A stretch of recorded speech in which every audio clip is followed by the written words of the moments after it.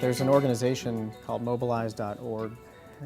I believe David Smith, who's now the director of the Citizenship Conference on Citizenship, who used to be the director of that organization. I served on their board for a number of years. But they had developed a book that was a little similar to this. They called it the Mobilizer Guidebook, where they provided step-by-step instruction on how young people in particular can utilize their skills, resources, coalitions to affect some kind of positive change. So this is a great contribution, and I'm very much looking forward to using it in my class next semester. Yeah. I've been thinking about how do you integrate this concept of participatory citizenship in the way that Jefferson talked about it, that the primary purpose of education is to educate you about your rights and responsibilities, but also the skills necessary to make those meaningful. Applying that sort of duality to the way in which civics is typically taught both at the high school and the collegiate level, which is very much focused on processes and institutions. I have a granddaughter who's a freshman at Northwestern, and I met with her recently, and we had a little spare time, went to the bookstore, and I got out the textbook which was used in the introductory course in American government at Northwestern, which was about a 550-page textbook.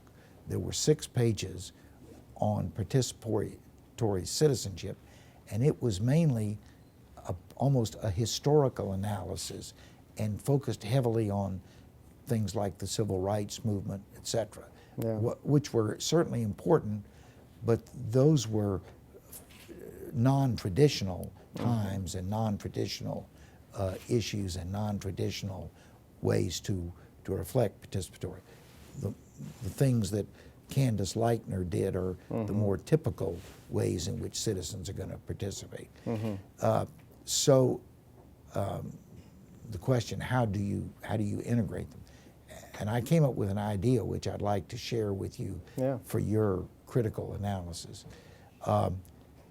It seems to me that you could design a curriculum which horizontally listed what are the major concepts that you think students should have in order to understand their rights and responsibilities and the role of government in protecting or advancing those rights and responsibilities. Certainly one of those horizontals would be, let's take federalism. Okay, so how do you integrate participatory citizenship in a concept like federalism? Going back to the story that you alluded to, the high school students who didn't know who to go to talk to about the bad food, I define that as being an example of the consequences of federalism. If they were in France and had had the same problem, they would have gone to the Ministry of Education, and within that ministry there'll be a Bureau of Food Service, and there's somebody who's the head of that bureau who would have the ability to take action to improve the quality of the lunch program at any school in France. In the United States, we have a much more complicated and distributed power source.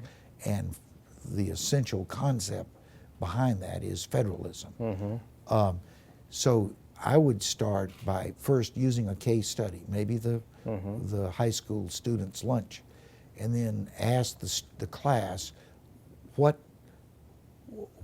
is the fundamental concept of rights and responsibilities in governmental organization that is reflected in these students' attempts to find out how to make their cafeteria food better. And eventually I hope you get to federalism.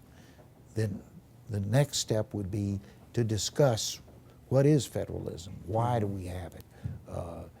It was intended to avoid a repetition of George III by distributing power. Then the third would be, all right, given the fact that federalism is likely to continue to be part of our government fabric, how do you as a citizen deal with it? And that's essentially the chapter in the book, The Buck Stops Here. How do you figure out in this maze of a federal government, 50 states, 10,000 school districts, how do you go about attacking the school cafeteria? And then maybe maybe a contemporary issue that involves the issue of federalism, so that you'd have a balanced presentation of the theory of federalism, but in a way that reflected that it's not just a theory; it actually makes a difference in your life as a. Yeah, it makes sense.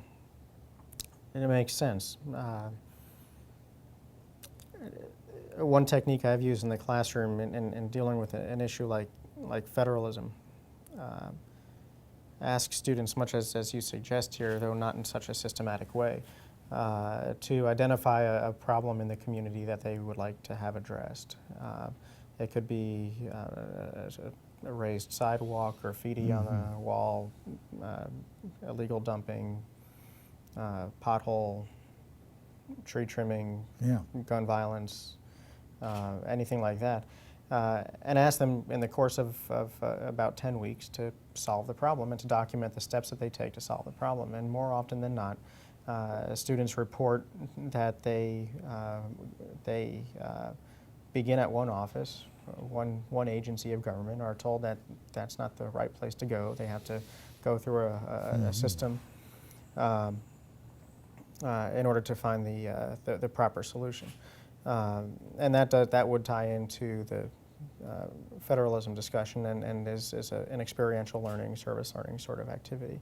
The challenge is government agencies are increasingly becoming customer-oriented and focusing on making service to citizens easier.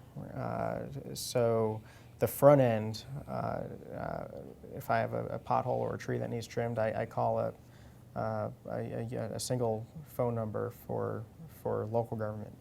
And that single phone number will filter that request to the appropriate agency, and the service will be taken care of. It's, from a customer service perspective, it makes absolute sense, but it doesn't do much to educate citizens as to what's actually happening behind the scenes. So that's I think an emerging question that we need to consider. It's a values question. Do we want customer-friendly government, or do we want a government that is understood, or both?